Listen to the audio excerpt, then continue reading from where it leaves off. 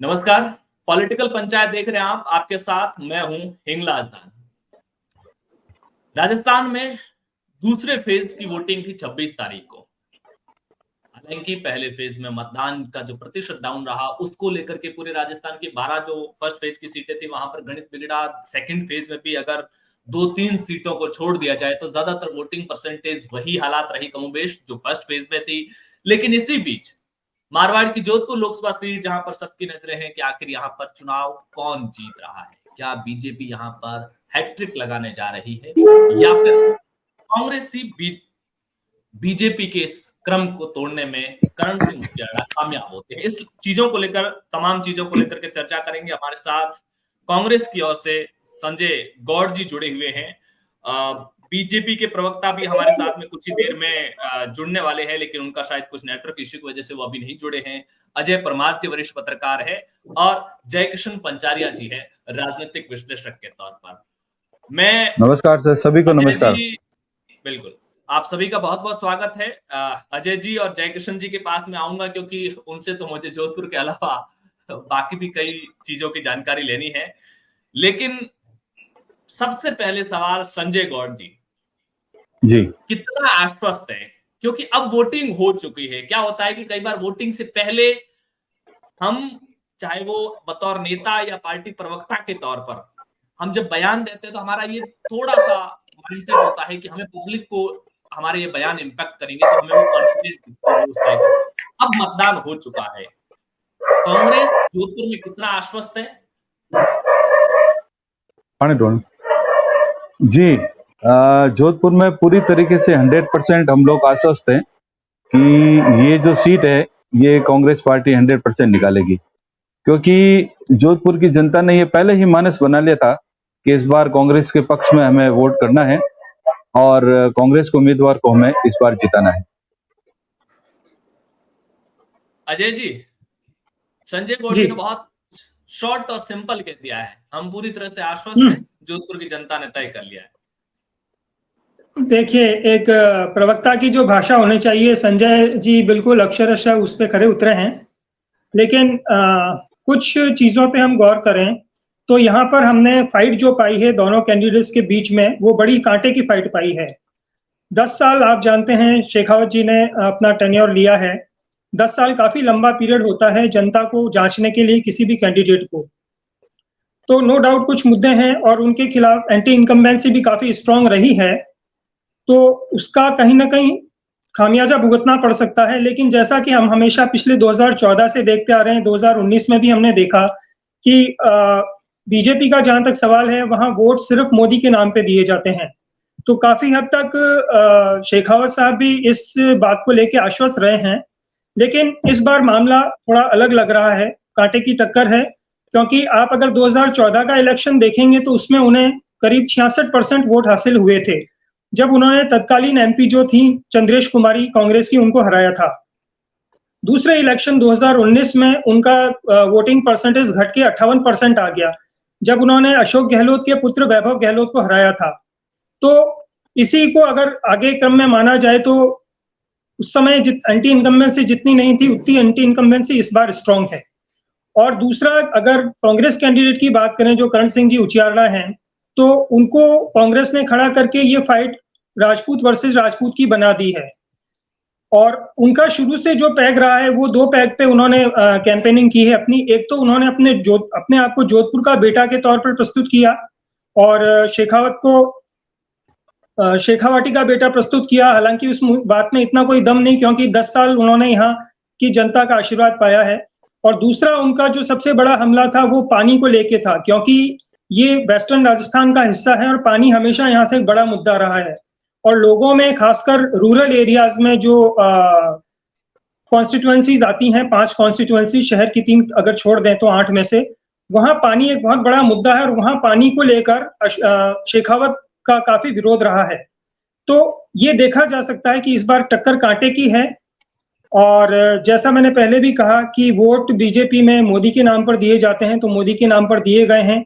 सवाल ये है कि अब मार्जिन कितना रहेगा, ये देखने वाली बात है। जी हिंगला जी। जयकिशन जी, मैं आपसे एक जो सवाल जिस तरह से अजय जी ने अपना एक्सप्लेन किया है कि कांटे की टक्कर दिखाई है, वोटिंग हो चुकी है। आप जो 8 लोकसभा क्षेत्रों विधानसभा क्षेत्र जो इस एरिया की आती है, वहां का वोटिंग पैटर्न किस तरह का रहा है? क्या इक्वेशंस वोटिंग के दौरान रहे हैं? क्योंकि 10 दिन के अंदर बतौर राजनीतिक विश्लेषक आपने एरिया वाइज बहुत सारी चीजें एनालिसिस की होगी। क्या-क्या 4-5 की पॉइंट आपने इस बार की वोटिंग में देखने को मिले आपको? जैसा कि अजय जी ने बताया, गजेंद्र सिंह जी शेखावत को जब टिकट मिला उस समय परिस्थिति कुछ अलग थी और लोगों में वास्तव में एंटी इंकम्बेंसी का मामला था और लोगों में नाराजगी साफ दिख रही थी।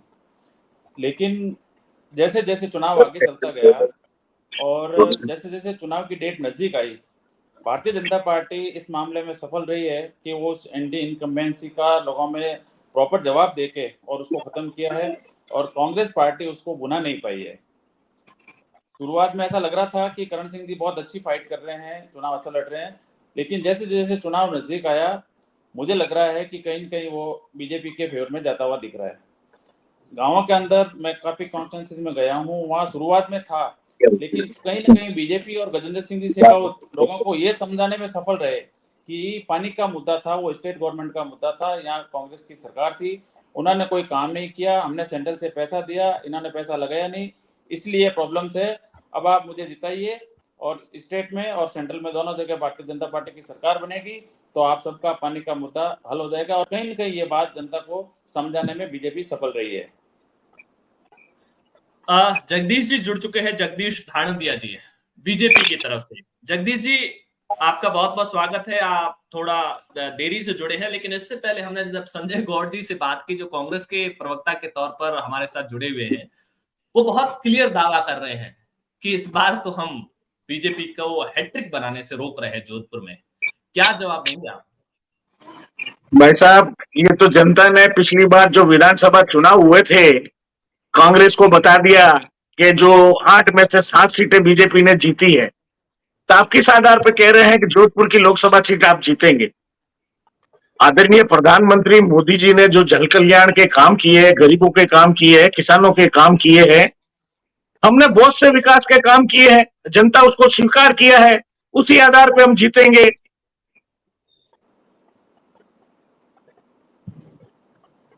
दूसरा मेरा ये कहना है, ये पानी की राजनीति करने वालों से पूछो, 55 साल आपने राजस्थान में राज किया, मुख्यमंत्री जी अशोक गहलोत जी ने 3-3 बार मुख्यमंत्री बने, तो क्या पानी उस समय याद नहीं आया आप लोगों को?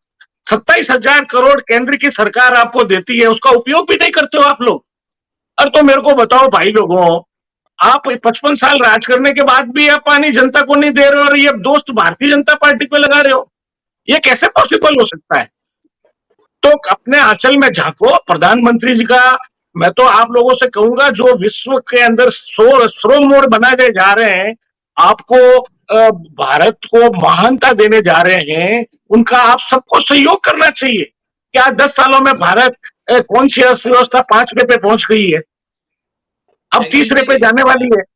आप कांग्रेस से सहयोग की उम्मीद कर रहे हैं, ज्यादातर नेता तो आप पार्टी में ले ही रहे हैं, तो सहयोग तो हो ही रहा है।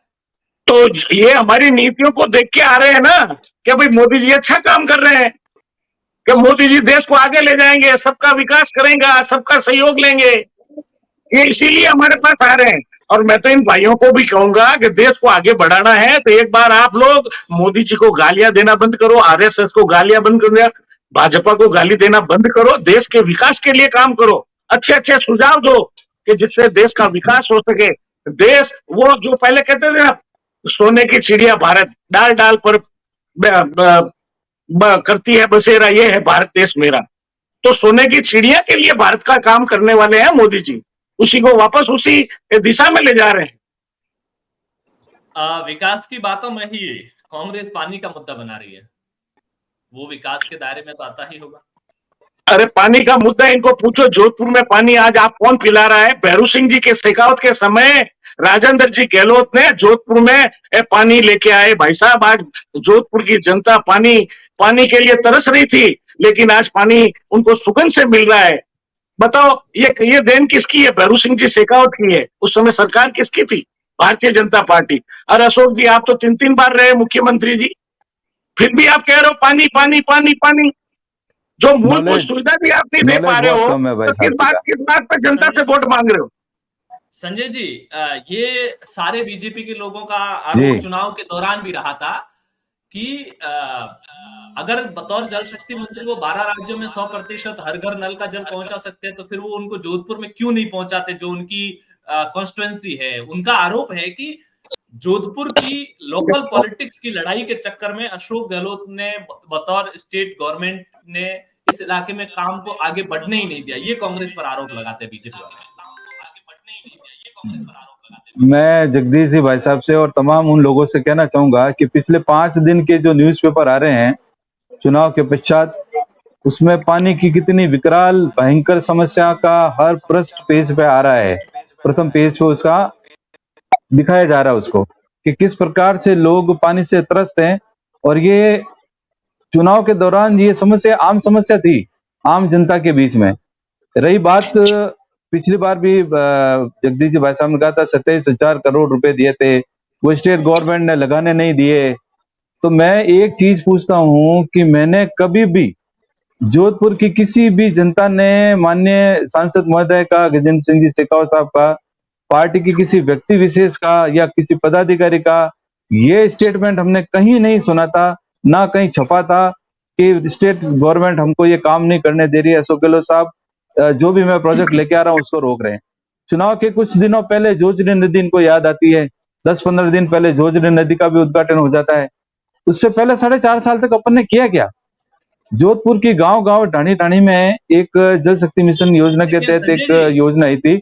सर यही एक मिनट, तो बीजेपी का, ये मैं इसको क्वेश्चन को थोड़ा और कर दूं कि यही तो बीजेपी का आरोप है कि हमारी सरकार बनने के 3 महीने के अंदर हमने ईआरसीपी का सॉल्यूशन कर दिया। शेखावटी का जो कितना हरियाणा किया? के साथ जनता के जो सामने कर लेके दी। आइए, क्या किया? 3 महीने में पच्चीस सरकार का जो आकलन है वो लोगों के सामने है। क्या किया क्या नहीं किया आम जनता के सामने है, वो किसी को कहने की जरूरत नहीं है। आज आप चिकित्सा क्षेत्र में देख लीजिए इस सरकार की क्या स्थिति हो गई है कि एक प्रसूता को हॉस्पिटल के पोर्च में बच्चे को जन्म देना पड़ रहा है, डॉक्टर उसको बाहर देखने के लिए नहीं आ रही है। आप हमारे जो यहाँ पर जो क्राइम का जो रेशियो है वो इन 3-4 महीनों में कितना बढ़ गया आप देखिए। खुले रूप से बजरी माफिया जो है वो पुलिस के, हमारे नौजवानों के ऊपर, पुलिस के अधिकारियों के ऊपर डंपर चढ़ा रहे हैं, गाड़ी चढ़ा रहे हैं। ये क्या स्थिति हो गई है? भयावह स्थिति हो गई है राजस्थान की। सोने की चिड़िया छोड़िए, देश की क्या स्थिति है वो आपको और आपके कार्यकर्ताओं का, सबका अंतर्मन जानता है कि कोविड की क्या स्थिति थी और उसके बाद में चंदा दो धंधा लो वाला ये स्थिति करके इस देश की क्या स्थिति हो गई है। आप खुद देखिए, जोधपुर के आसपास के क्षेत्र में आपने दावे किए थे 46,000 नल आपने हर घर जल योजना के तहत लगाए थे, वो कहाँ है? और जो बात अभी कह रहे थे भाई साहब, परमार भाई साहब, कि भाजपा के लोग जो है, सॉरी भाई साहब क्या बता रहे थे कि भाजपा के लोग कामयाब रहे उस चीज को बनाने में कि गजेंद्र सिंह शेखावत साहब की जो एंटी इनकम्पेंसी थी उसको वो काफी हद तक सही करने में कामयाब रहे। तो मैं बता दूं उसमें वो कहीं कामयाब नहीं रहे थे। जनता में पोलिंग वाले दिन भी इतना विरोध था कि उनके जो कार्यकर्ता जो हर चुनाव में, विधानसभा के चुनाव हो चाहे लोकसभा के हो चाहे पार्षदों के चुनाव हो, उसमें वो हमारे बराबर एक्टिव रहते हैं। हम भी जैसे घरों में से वोट निकालने के जाए तो वो भी वोट निकालने के लिए जाते हैं। में हमने ऐसे बहुत से वार्ड देखे, ऐसे बहुत सी विधानसभाएं देखी जहां पर उनके कार्यकर्ता बिल्कुल निरादर थे और शांति धारण किए हुए थे। बिल्कुल। आप, अगर मैं क्लोजिंग रिमार्क आपसे मांगू तो क्या रिजल्ट कह रहे हैं? सिर्फ जीत आपने, आप चूंकि सारी सीटों का डेटा एनालिसिस कर ही लिया होगा, विधानसभा वार भी, बूथवार वार भी। अगर कांग्रेस जीत रही है तो फिर कितने वोटों से जीत रही है? देखिए, जीत होती है, वोटों का गणित में मैं नहीं जाऊंगा कि कितने वोटों से, क्योंकि मैं इतना बड़ा विशेषज्ञ गणितज्ञ भी नहीं हूं तो जो आपको वोट टू वोट गिना के बता सकूं। लेकिन हाँ, इस बात से मैं 100% आश्वस्त हूं कि हमारे जोधपुर के अगले सांसद करण सिंह जी उचियाड़ा ही बनेंगे। ये तय है, ये जोधपुर की जनता ने डिसाइड कर लिया। अजय जी, एक मैं चीज समझना चाहूंगा कि इस बार का थोड़ा सा इलेक्शन कैंपेन काफी लंबा चला, क्योंकि टिकट बहुत जल्दी अनाउंस हो गए थे, करीब महीने सवा महीने का कैंपेन चला। शुरुआती टाइम में कांग्रेस का कैंपेन कुछ अलग दिखा, आखिरी टाइम आते आते कैंपेन की दिशा अलग रही। बीजेपी हालांकि अभी जैसा एंटी इनकम्बेंसी को लेकर बातें हो रही थी, बहुत हद तक एंटी इनकम्बेंसी को कंट्रोल करने में कामयाब रही। आप कांग्रेस के कैंपेन को अगर आप 2 से 2.5 मिनट में एनालिसिस करना चाहे तो करण सिंह उचियाला का कैंपेन कैसा रहा? उसमें कौन सी आपकी नजर में थे स्ट्रॉन्ग पॉइंट्स थे और कौन से वीक पॉइंट्स थे? करण सिंह जी की कैंपेनिंग बड़ी एग्रेसिव रही, मैं ये कहूंगा। हालांकि बीजेपी जैसे बड़े लीडर जो जिनको स्टार कैंपेनर कहा जा सकता है, वैसे तो कांग्रेस के साथ नहीं रहे, क्योंकि एक अशोक गहलोत के भरोसे कैंपेनिंग रही और अशोक जी का आप जानते हैं कि ज्यादा फोकस जालोर सिरोही में रहा। लेकिन जैसे भी करण सिंह जी ने अपनी कैंपेनिंग संभाली और कांग्रेस यूनिट को, चाहे वो रूरल यूनिट हो चाहे सिटी यूनिट हो, उसको अपने साथ लेके चलने की कोशिश कर पाए, उसमें उन्होंने कोई कमी नहीं छोड़ी।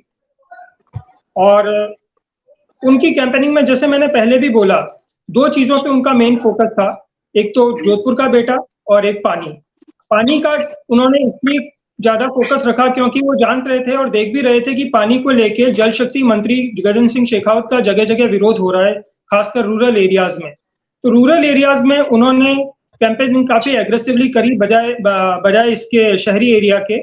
और इसका असर आप देखेंगे कि इसको इससे जोड़ा जा सकता है या नहीं जोड़ा जा सकता। जैसे मैंने पहले भी कहा कि जो रूरल कॉन्स्टिट्यूएंसीज हैं, लोकसभा में जो विधानसभा की कॉन्स्टिट्यूएंसीज हैं, उनमें पोलिंग परसेंटेज शहर की तुलना में काफी कम रहा और पिछले चुनाव की तुलना में भी काफी कम रहा। अब इसको किस तरह से एनालाइज किया जाए, क्या उसे गजेंद्र शेखावत के विरोध के तौर पे एनालाइज किया जाए या करण सिंह उचियाला की एक्सेप्टेबिलिटी पे बेस पे एनालाइज किया जाए। लेकिन मैं ये कहूंगा कि उनकी कैंपेनिंग बड़ी एग्रेसिव रही और उन्होंने पानी के मुद्दे को भुनाने में किसी भी तरह की कोई कसर नहीं छोड़ी। जी जयकृष्ण जी, एक चीज जब मैं कई इलाकों में गांव देहात में जा रहा था, चाहे वो अलग अलग कॉन्स्टिट्यूएंसी भी हो, मैंने भी ये महसूस किया और अभी इस बात का जिक्र संजय जी ने भी किया। इस बार जो कार्यकर्ता था बीजेपी का, वो बहुत ज्यादा उतना एक्टिवली पार्टिसिपेट इलेक्शन में नहीं किया। आरएसएस ने विशेष तौर से, कई बीजेपी के विधायकों ने दबी जुबान ये बात, पर्सनल टॉक में ये बात एक्सेप्ट की कि आरएसएस इस बार उस हिसाब से डोर टू डोर कैंपेन नहीं कर रहा है जैसा अक्सर किया करता है। और ये जो वाली बात है, ये आरएसएस के पर्सनल इंटरेस्ट वाली सीटों को अगर छोड़ दिया जाए, ये मैं सिर्फ जोधपुर की बात नहीं कर रहा हूं, आरएसएस की कुछ सीटों पर पर्सनल इंटरेस्ट होता है जहां उनका अपना कार्यकर्ता चुनाव लड़ रहा होता है, अगर उनको छोड़ दिया जाए तो ज्यादातर सीटों पर आरएसएस का जो बहुत डोर टू डोर कैंपेन वाला जो कार्डर है वो और पूरा संगठन उस लेवल पर इस बार एक्टिव नहीं रहा। उसका असर पोलिंग परसेंटेज में भी दिखा है। तो इसके पीछे आप क्या कुछ वजह समझते हैं? एक थ्योरी ये भी निकल करके सामने आती है कि चूंकि 400 प्लस के नारे के सामने अल्पसंख्यक वोटर डीमोरलाइज हो चुका है, कांग्रेस का वोटर डीमोरलाइज हो चुका है, और ऐसे में संघ हो या फिर बीजेपी का मूल जो एक सिस्टम होता है जो ज्यादा से ज्यादा पोलिंग कराने का काम करता है, उसने ये तय किया है कि हमको अग्रेसिव दिखना नहीं है ताकि विपक्ष की वोटिंग कम से कम हो सके और हम साइलेंटली अपने लोगों को निकाल करके वोटिंग करवाएंगे। तो दिखने में भले ही ओवरऑल वोटिंग कम हो, लेकिन उस जो वोटिंग हुई है उसमें बीजेपी का, कुछ लोगों का ये कहना है कि उसमें बीजेपी की वोटिंग ज्यादा है। तो ये जो संगठन की निष्क्रियता है, जो संघ की निष्क्रियता है, उसको आप किस रूप में देखते हैं? नहीं, ये आप बात सही कह रहे हैं। संगठन की निष्क्रियता हमको तो नहीं लगी इस बेल्ट में। संगठन ने बिल्कुल साइलेंटली काम करते हुए हमने देखा। इनके साथ जो विभिन्न इनके संगठन है, चाहे वो विश्व हिंदू परिषद हो, इनके साधु संत हो, ये सारे जो इनके जो संगठन है भारतीय जनता पार्टी के, इनके कार्यकर्ता निकले हैं बाहर और उन्होंने पूरी मेहनत की है। जी, तो जगदीश धाणिया जी, क्लोजिंग रिमार्क लेंगे आपसे। आप जीत का दावा अपना कर रहे हैं, संजय जी ने कह दिया कि गणित में मैं नहीं जाता हूं, लेकिन जीत रहे हम, ये हमारा दावा है। आप जीत का दावा तो कर रहे हैं, गणित क्या रहेगा आपका, कितने मार्जिन से जीत रहे हैं? भाई साहब, इस बार हम हैट्रिक बनाने जा रहे हैं और पिछली बार से अधिक मतों से भारतीय जनता पार्टी का कैंडिडेट आदरणीय गजेंद्र सिंह जी शेखावत संसद में चुने जा रहे हैं। क्योंकि उन्होंने काम किया है, विकास किया है और जनता उनको चाहती है। पिछली बार से अधिक मतों से जीतेंगे और हो सकता है एक तरफ मत नहीं जाए कहीं। ये जब 4 तारीख को परिणाम आएंगे ना, तो एक तरफ आपको वोटिंग नजर आएगी। चलिए, बहुत बहुत शुक्रिया आप सभी का, अजय परमार जी, जय किशन पंचारिया जी, कांग्रेस प्रवक्ता संजय गौड़ जी और बीजेपी के प्रवक्ता जगदीश धाड़ंदिया जी। चुनाव परिणामों के बहुत साथ बहुत धन्यवाद, बहुत बहुत धन्यवाद।